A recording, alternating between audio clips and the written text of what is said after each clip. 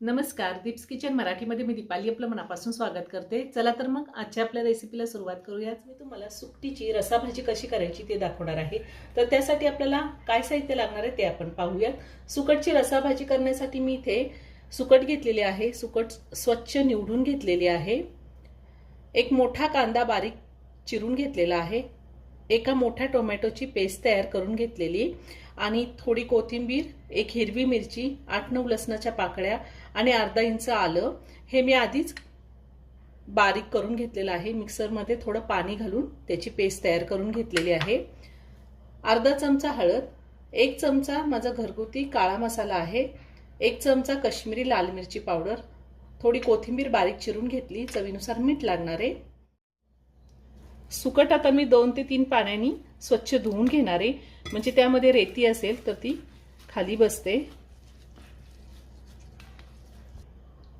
मी सुकट स्वच्छ धुवून घेतलेली आहे। आता आपण भाजी करूयात।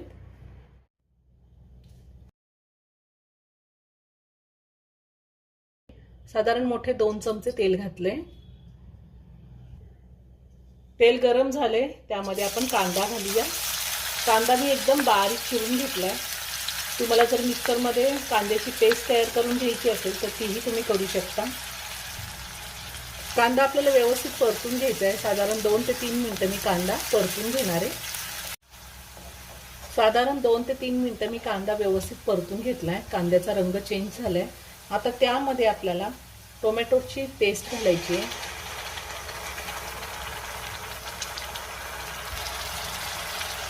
आणि त्यातच कोथिंबीर, लसूण, आलं आणि हिरवी मिरचीची पण पेस्ट घातली मी। आता हे व्यवस्थित आपल्याला परतून घ्यायचंय। चांगलं साइडनी तेल सुटेपर्यंत मी व्यवस्थित परतून घेणार आहे।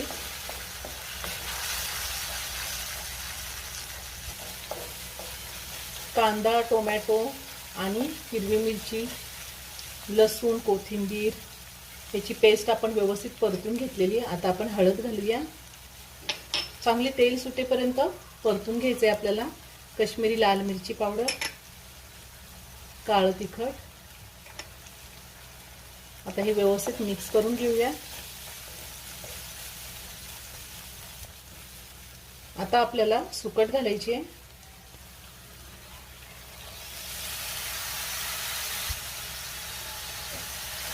आता सगळं व्यवस्थित मिक्स करून घेऊया। त्यातच मी थोडी कोथिंबीर घालते बारीक चिरलेली आणि आता आपल्याला पाणी घालायचं आहे। आपल्याला भाजी किती पातळ हवी आहे त्या अंदाजे पाणी घालायचं। व्यवस्थित मिक्स करून घेऊया। अजून थोडं पाणी लागेल।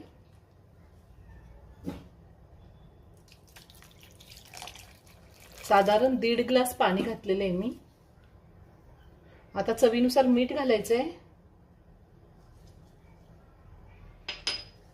पुन्हा व्यवस्थित मिक्स करून घेते आणि झाकण ठेवून आपल्याला साधारण 6 ते 7 मिनिटं भाजी शिजून घ्यायची आहे। सुकट शिजायला जास्त वेळ लागत नाही। 6 ते 7 मिनिटं झालेली आहेत। सुकट आपली तयार करून झाली आहे। अजूनही तुम्ही माझं चॅनल सबस्क्राइब केलं नसेल तर नक्की सबस्क्राइब करा आणि शेजारील बेल आयकॉन क्लिक करा, म्हणजे मी ज्या रेसिपी अपलोड करते त्याचं नोटिफिकेशन तुम्हाला मिळेल आणि तुम्ही माझ्या रेसिपी बघू शकाल। आपली सुकटीची रसाभाजी तयार करून झाली आहे। भाकरी सोबत किंवा भातासोबत आपण खाऊ शकतो। खूप छान लागते। एकदा नक्की करून पहा। व्हिडिओ जर आवडला तर व्हिडिओला लाईक आणि शेअर करायला विसरू नका। रेसिपी आवडली असेल तर कमेंट करून नक्की कळवा। पुन्हा भेटूया अशाच एका छानशा साध्या आणि सोप्या रेसिपी बरोबर। धन्यवाद।